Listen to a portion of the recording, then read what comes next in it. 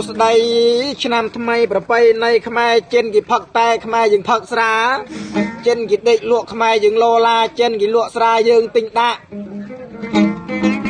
ស្រវឹងបកបម៉ូតូឡានឲ្យទប់អារម្មណ៍ទប់ខ្លួនមិនបានត្រានទៅបុកវិលវក់គេស្លាប់ធ្វើឲ្យគ្រួសារគេរងឯកម្មរងឯទុកយើងនៅមិនសុខបុកគេឲ្យស្លាប់អានេះត្រូវតែគោរពបច្បាប់បើមិនស្លាប់កិច្ចក៏រត់បាត់អ្នកមានលុយមានណាចមានឡានមួយចំនួនទេលោកយេតាអ៊ំពូមីនេះអ្នកទៅទៅខ្ញុំបរិយាយបុកស្លាប់ហើយទាំងកូនទាំងម្ដាយនៅក្នុងពោះអាសូរឲ្យហួសគ្រោះកាចចង្រៃអេង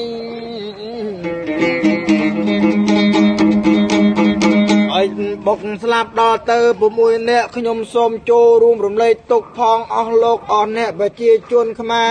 រឲ្យបានឆាប់រយុទ្ធធម៌ជូនជាតិខ្មែរប្រជាជនក្រៃក្រអត់អំណាចយើងដឹងហើយស្រុកទីឥឡូវមិនសូវទេណា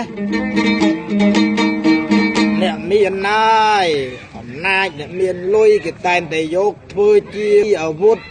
សម្រាប់បាយយុទ្ធធរបង្កើតអយុទ្ធធរបង្កើតភាពវឹកវរក្នុងប្រទេស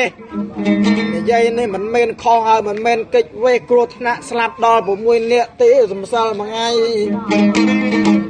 ចូលរួមមកសោកស្ដាយហើយខសង្ឃឹមលើរដ្ឋាភិបាលយើងដើម្បីអនុវត្តតាមច្បាប់នីតិរដ្ឋและប្រាប់ច្បាប់ព្រំមិនទាន់ច្បាប់ចរាចរណ៍ផ្លូវទឹកហើយនឹងផ្លូវគោកចាប់ជនល្មើសយកមកដាក់ទោសជាក់ស្ដែងដើម្បីសម្ដែងនៅយុទ្ធធរការជឿជាក់ជាជនខ្មែរយើងរាប់សែននាក់ឥឡូវជូនពរជូនជ័យបងប្អូនខ្មែរខេមរាគ្រប់រូបប៉ាដែលបានស្ដាប់ទស្សនាផ្នែកចបៃហើយបានសុខបានសេរីថាទេវតាឆ្នាំចាស់ផ្លាស់ឆ្នាំថ្មីព្រះនាងរាជាទេវីបុត្រីទី3នៃកបិលមហាព្រំចុះមកវសិទ្ធពរឲ្យប្រោះព្រំហើយបានជ័យហើយបានជោគជាទៀកទៅជុំទៅជាដូចព្រំទៅជុំដូចថ្មការពីមាទាំង8ផ្លូវសត្រូវទាំង8ទិស